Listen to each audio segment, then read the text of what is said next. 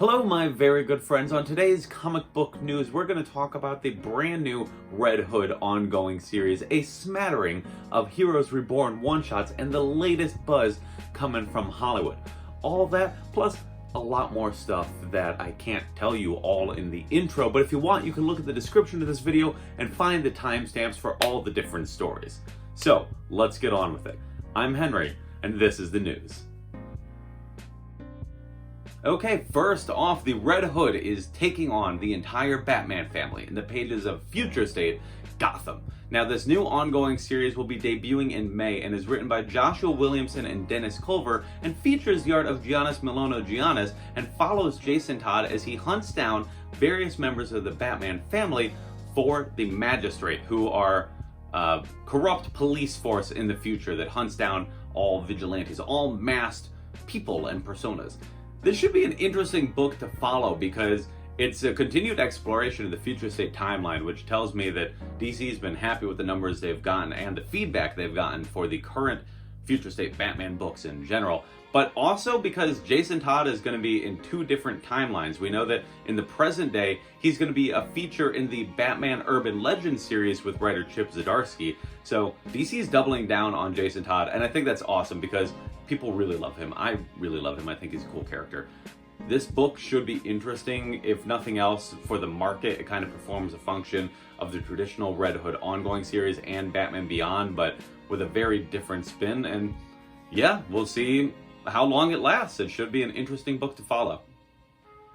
The Fantastic Four celebrates 60 years of comics this May with the release of Fantastic Four Life Story. This 6-issue miniseries will be written by Mark Russell with art by Sean Izaakse and follows the Fantastic Four across 6 decades as they age in real time up until the modern day. I think it's a very inventive spin, especially for a property like the Fantastic Four, who was always based in futurism, and now you take them back to the past and you age them up. We kind of have an idea of where the Fantastic Four family goes with Franklin and Valeria, but maybe things go differently here. They probably will go very differently.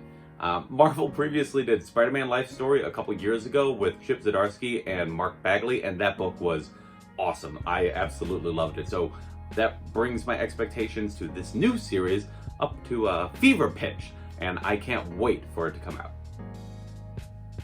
Yara Flor enters DC's Infinite Frontier in the pages of Wonder Girl, a brand new series coming out this May. Written and drawn by Joelle Jones with the colors of Jordi Belair, this new series follows Yara Flor, the Wonder Woman of Future State that we recently saw in Future State Wonder Woman.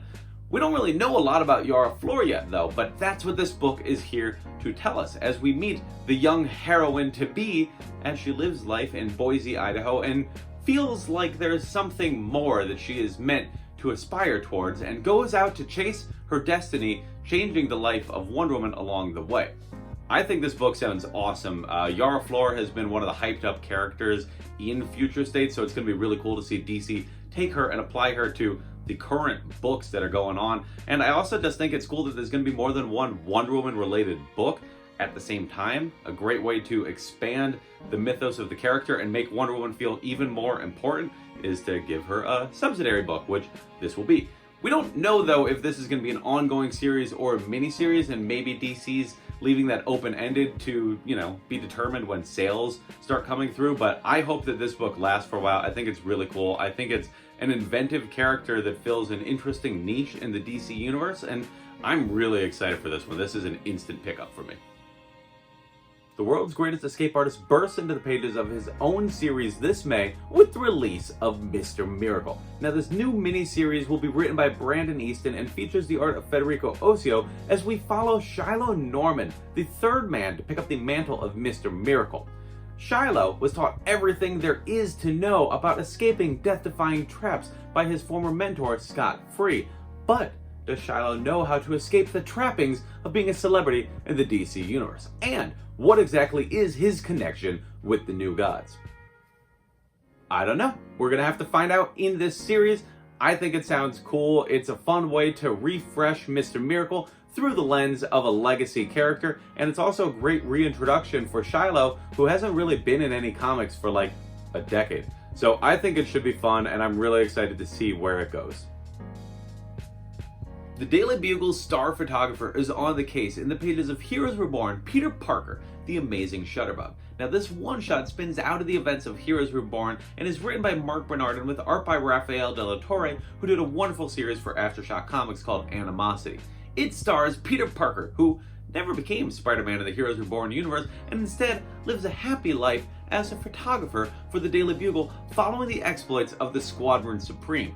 And if Hyperion is a Superman ripoff, well, Peter Parker is basically his Jimmy Olsen, and that's the premise of this issue. It should be fun. It's a nice little one-shot. If you are interested in an alternative take of Peter Parker, this is the book for you.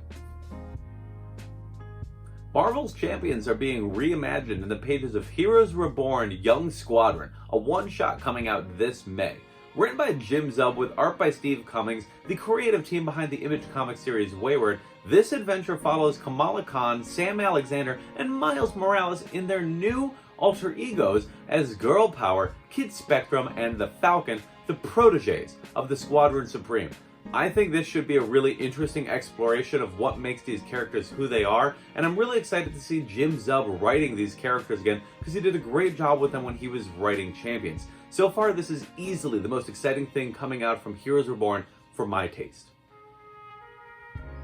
Marvel's Merry Mutants are being boldly reimagined in the pages of Heroes Reborn, Magneto, and the Mutant Force. Written by Steve Orlando with art by Bernard Chang, this one-shot follows Magneto as he brings together a team of mutants to track down the body of Charles Xavier, who has been missing for years in the wake of the Squadron Supreme's mutant massacre attack. This book should be really fun because it's the first time that Steve Orlando has gotten to write the X-Men in any capacity, and Bernard Chang's art is always really cool. Plus, it's one of those books that's going to reveal the full scale of the Squadron Supreme's role in the Heroes Reborn universe, and that not everything is always as perfect and shiny as it may seem on the surface. This book should be pretty cool. Hyperion's teenage years are being explored in the pages of Heroes Reborn, Hyperion, and the Imperial Guard. Written by Ryan Cady with art by Michelle Bandini, this one-shot comes out in May and focuses on Hyperion's final days with the Shi'ar Imperial Guard. Cady has said that he's writing this one-shot issue as if it's part of a larger Imperial Guard series taking place within the Heroes Reborn universe, and has even gone so far as to include fake pages from a Starjammers series also taking place in the universe. It sounds like a lot of fun to me, and this is another one of the Heroes Reborn one-shots that I'm really excited for. Marvel's villains are out for blood in the pages of Heroes Reborn Siege Society, a one-shot coming out this May. Written by Cody Ziegler with art by Paco Medina, the story follows Baron Zemo as he leads a team of villains including Clint Barton, Natasha Romanoff, Scott Lang, and Victor Creed against the European branch of the Squadron Supreme led by Nighthawk. This book really fleshes out the Heroes Reborn universe and shows that there is definitely a global scale to the story, so I'm pretty curious to see how it'll fit in with the main series. It looks like the Flash is going to be getting a new ally soon when he crosses paths with the Gold Beetle. This April, Flash number 769 sees Wally West run into the Gold Beetle, a mysterious new heroine who was recently introduced in Future State's Suicide Squad. Not much is known about this new direction for the Flash as writer Jeremy Adams takes over for the series, but admittedly I'm pretty excited about this because I really liked Future State Suicide Squad, I really like Booster Gold, I really like Blue Beetle, and Wally West is my favorite character in comics, so the fact that he is going to be the focus of the Flash series makes me happy, and all of this just sounds really fun, and I'm looking forward to what could possibly happen here. Artist Jorge Jimenez has revealed a brand new look for the Scarecrow, coming soon in the pages of Batman issue number 106. Now, James Tynion IV has already said the Scarecrow is going to be a major player in the Batman book this year, and this new design is awesome. It's a great showcase of just how creepy the Scarecrow can be, but it's a bold reimagining of him too, because it implements a lot of cyberpunk elements to the character, which Tynion has said is going to be a major part of the story moving forward. I think it's cool. Scarecrow is a character who I feel like I could always go for more of. He's somebody who hasn't really had too many marquee stories, so Tynion saying that he's going to make him a big part of the book, and Jorge Jimenez giving me this awesome new design makes me really excited for what this book is going to do with him. Some assembly may be required in Made in Korea, a new series coming out from Image Comics this May. Written by Jeremy Holt with art by George Shaw, the series follows Jessie, the world's first AI who's trying to discover what it means to be family in a world where biological reproduction is a thing of the past. The pages for this book that were included with the preview look really impressive. I've never read anything by George Shaw before, but immediately I know that I want more of this series. And Jeremy Holt has talked in interviews about this series, about the ways that he's bringing his own personal experiences as an adopted child and an identical triplet to the book, which just sounds like a really unique experience. I'm really excited for this and I hope you guys give it a shot. A beloved DC heroine is set to get her own graphic novel this fall with the release of Amethyst, Princess of Gemworld. Written by Shannon and Dean Hale with art by Asia Fulmore, the book comes out this November and focuses on Amethyst and Amaya, two princesses of Gemworld. They have an inseparable friendship, but after raising a little bit too much trouble, Amaya is banished to Earth and loses her connection with magic.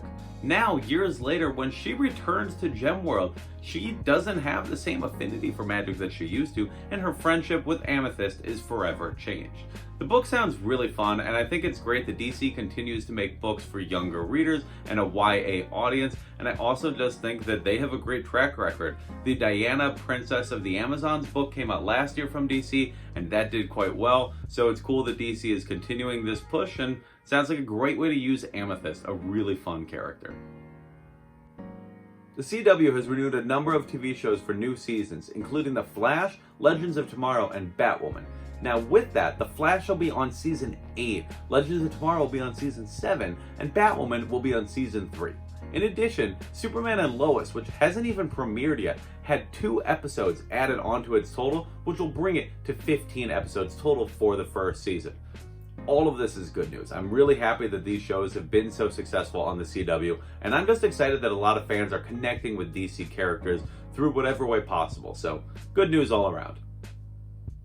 Disney has signed Ryan Coogler and Proximity Media for a 5-year exclusivity contract to make new content featuring Black Panther and the world of Wakanda. Now, we already knew that Ryan Coogler was set to return for Black Panther 2, but now we can say that there's going to be a new show on Disney Plus featuring Wakanda in some capacity. I'm really curious to see where Disney goes with the Black Panther franchise from here. After the tragic passing last year of Chadwick Boseman, everything's kind of up in the air, but I have confidence that Ryan Coogler is going to see through his vision for a wonderful world of Wakanda. I mean, Black Panther was an awesome movie, T'Challa was a great character, but there's so much more story to be told there, and I'm really excited to see what this means for the future of Marvel as a whole. Marvel is moving forward with their upcoming Blade movie, adding writer Stacey Osei Kaffour to the production team. Set to come out as part of Phase 4, the Blade movie is going to star Mahershala Ali and should be really cool. I have high expectations for it, 1 because I really like Blade, but 2 because Stacey Osei Kaffour recently worked on the Watchmen series that did great things for that property and really subverted expectations. So hopefully this Blade movie is also really great. And in my last news story for this week, DC Comics has announced and launched a brand new series called Let Them Live, Unpublished Tales from the DC Vault. Now this series is only available on DC Universe Infinite and publishes previously unpublished fill-in stories that DC was sitting on. See, sometimes when you have an ongoing series and you don't want to have to worry about skipping a month of publication, you create evergreen fill-in stories that can kind of take the place if you need it. But if you don't need it, you just have those stories and you never use them. So this book is now going to use those stories. There's also a framing device featuring Ambush Bug by Elliot Kalan and Mike Norton that's just a fun way to frame the story. The first issue has Jim Zub and Tradmore on Suicide Squad, and apparently it's from a script from 2011. And I loved this issue. It was really fun. I read it right away. I'm a sucker for Tradmore art, so it was a must read for me. And I think it's really cool, and it's a great way to repurpose old material. So I'm really looking forward to seeing what comes out of the DC Vault. So that's it. Tell me, what was your favorite story that I talked about this week? Let me know in the comments section below and we can have a fun little conversation about comics. And while you're at it, can you please like this video and share it with your friends too so they can learn about all the things going on in the comic book world today. And if you haven't already, please subscribe to the channel and sign up for notifications so you find out when I post new videos. Also, if you are so interested, you can follow me across social media at A White Cuban, where I continue to talk about comics and movies and life and existential dread and all of that juicy goodness. So thank you so much for watching this video. I really appreciate it, and I appreciate the support of everybody who has been watching and commenting. It means a lot to me, and it goes a really long way. So thank you so much, and I'll be here next week with more comic book news.